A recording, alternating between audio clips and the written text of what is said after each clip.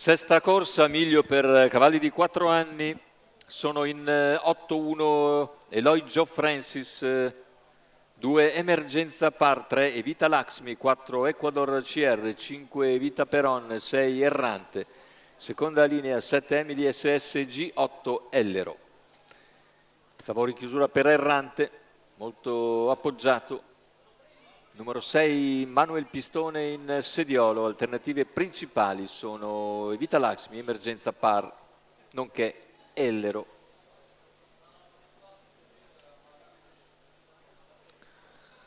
Macchina che stacca, c'è l'errore di Emergenza Par, così via libera per Evita Laxmi, scatta veloce anche Errante.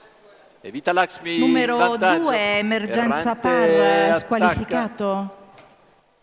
E sbaglia anche Evita Laxmi, così Errante si trova in vantaggio con due più accesi rivali che si estromettono.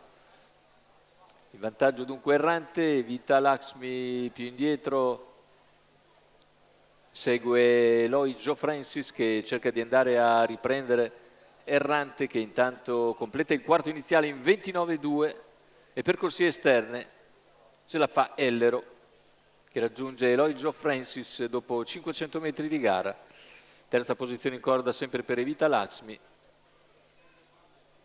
Via via gli altri, intanto i 600 in 44,7 con Errante che continua a guidare liberamente. In seconda posizione c'è Eloy Joe Francis, all'esterno Ellero, alla corda Evita Peron, poi all'esterno avanza anche Ecuador CR seguito da Evita Laxmi, che però ha sbagliato sulla prima piegata proprio sotto l'attacco di Errante. Errante che ha completato intanto gli 800 metri in 59,2 e il chilometro se ne va in 1,13,9.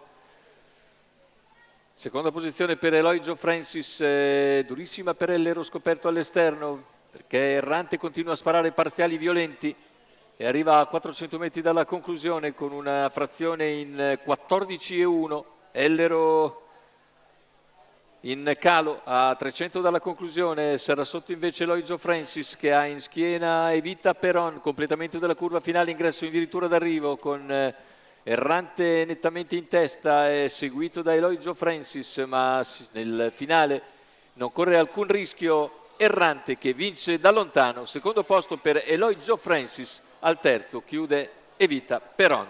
1,12,6 il ragguaglio conclusivo con 28,8, poi 28,7 ancora a chiudere, che significa 57,5 per gli ultimi 800 metri.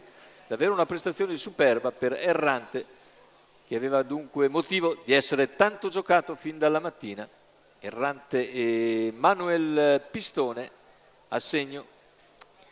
Training dello stesso Manuel Pistone per conto del signor Giovanni De Romedi.